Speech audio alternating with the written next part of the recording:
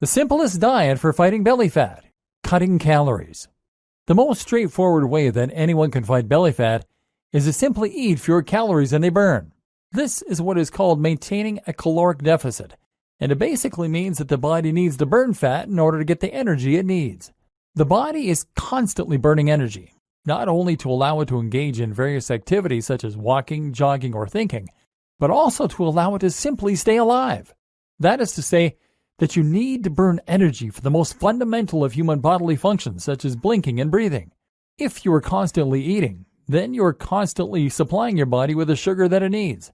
This will remain in the blood until the body is able to use it to power whichever movements are necessary. Failing that, the body will look to stores of glycogen, which is kept in the cells. It's only once both of these energy supplies run short that the body then needs to start looking elsewhere. That is when it starts to burn fat. How to measure and maintain a calorie deficit. If you want to measure and maintain a calorie deficit, then you need to first calculate how many calories your body burns in a given day.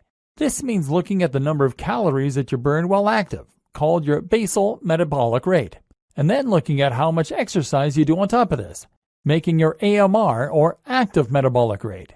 There are plenty of different calculations out there for getting a rough estimate of these numbers. Ultimately, though, it is actually more effective in most cases to try and work this out using a fitness tracker. While calculations can be useful, they don't allow for variations from one day to the next. Most of us will find that our active metabolic rate varies tremendously throughout the week, and this, of course, has a big impact on how much you should be eating. A good fitness tracker will allow you to enter some personal metrics, such as your height, weight, and gender, and will then count your steps and measure other activities throughout the day. A device such as the Fitbit Alta HR, for instance, will not only track steps, but also monitor your heart rate throughout the day, and automatically detect exercises and activities like walks, runs, and sports. Using this data, you can then get a much more accurate picture of how many calories you burn daily. From there, you can start calculating how many calories are going in. Again, there is technology out there to help you do this. MyFitnessPal, for example, is a tool that will let you log the foods you eat by entering the calories and macronutrients manually, or by simply scanning a barcode in order to add them from a huge database. If you scan everything you eat through MyFitnessPal, not forgetting the drinks you consume, including alcoholic beverages, and any smaller snacks throughout the day, then you now have a total number for all the calories you've eaten to measure against the ones you've burned. Now, all you need to do is to plan your day so that the number of calories coming in stays lower than those going out. Let's say that you've burned 2,300 calories, and you've eaten 2,200. You can either stop there, or you can try and do some more exercise in order to burn more calories. Either way, you need to keep the first number higher than the second one. If you can do that, then you will burn fat. It's that simple, and it has to work, because there's no other source of energy for your body to get fuel from.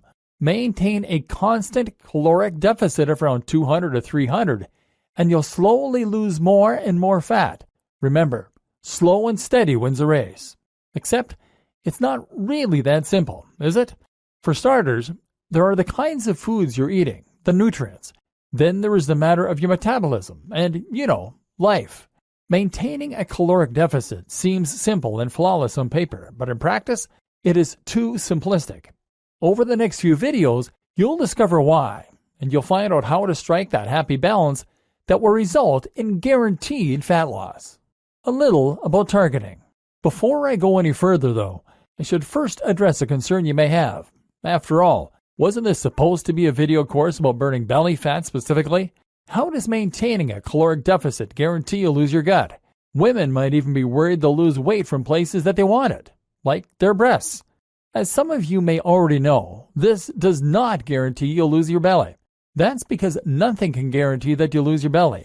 Unfortunately, there is no such thing as targeted fat loss.